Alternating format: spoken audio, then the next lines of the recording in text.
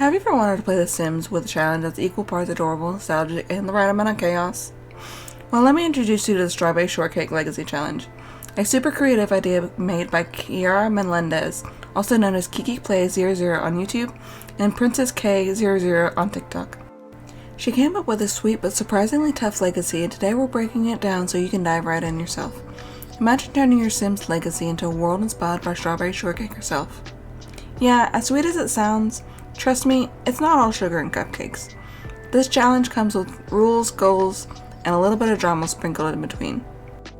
Alright, let's set the stage. Legacy challenges in The Sims have always been about long-term storytelling, following one family across multiple generations, but this one's different. Instead of grinding through careers and marriages, you're actually creating a story world where each heir represents a Strawberry Shortcake character. Every Sim has their own vibe, their own aesthetic, and their own goals. By the time you get to the end, you've got a colorful, personality-packed legacy that's as much about storytelling as it is about the gameplay. And it all starts with Generation 1, Strawberry Shortcake herself. Now, Strawberry Shortcake isn't some random character that you're recreating. She's the foundation of this whole challenge, the cheerful, kind, outgoing leader who sets the tone for everyone who comes after her.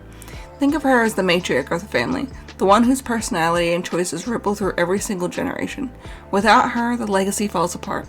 For my playthrough, I named my first Sim Berry Shortcake, but you can totally make your first Sim your own. Pick their name, their look, their vibes, while keeping them fun and cheerful. This challenge is flexible, so feel free to put your personal spin on Generation 1. So what does playing her or your own version actually look like? Let's break down the rules. First off is the aspiration. The aspiration is friend of the world. Your Sim's whole vibe should be about bringing people together, throwing parties, checking in on friends, and building those meaningful relationships. Next are the traits: cheerful, good, and outgoing. Cheerful keeps your Sim happy through the ups and the downs. Good encourages the helpful behavior, and outgoing makes them crave social interactions. Even if your Sim is slightly different from Barry, these traits guide the core gameplay and make the generation feel lively. Your career should reflect the Strawberry Shortcake world. For example, Barry is running a bakery using Get to Work. You can follow along with a similar career or pick something else creative as long as it fits the theme. Just make sure you max out their skills before moving into the next generation. And then there are the style rules. Everything about your Sim should reflect the Strawberry Shortcake aesthetic. That means pink, red, or green for clothes and home decor. Munchies are allowed here, but only to decorate. The goal is to capture the cheerful, sweet vibe. Your Sim should also grow strawberries in the garden. It's a small detail, but it ties them to the theme and adds charm to their household. Of course, your Sim has to be the heart of their friend group. That means hosting at least 5 social events, parties, dinners, or hangouts to keep their social life vibrant. And finally, there's the romantic rule. Your Generation 1 Sim should marry their best friend, not just anyone.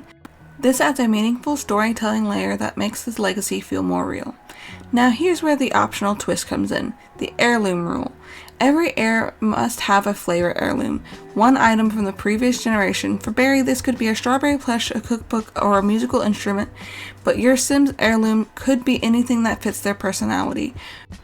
By Generation 10, your home will be packed with heirlooms that will tell a story of a family's journey. And that's the real heart of this challenge. It's not about grinding aspirations or careers. It's about storytelling, building connections, and seeing one character's personality ripple through time. By the end of Generation 1, whether you're following Barry or your own Sim, you'll have a fully formed Sim with friendships, skills, and thriving business and a home full of personality. Now, is it easy? Absolutely not.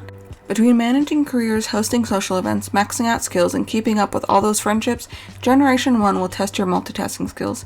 You'll probably burn food, have social events go wrong, and maybe even face some hilarious Sims chaos. But that's all part of the fun.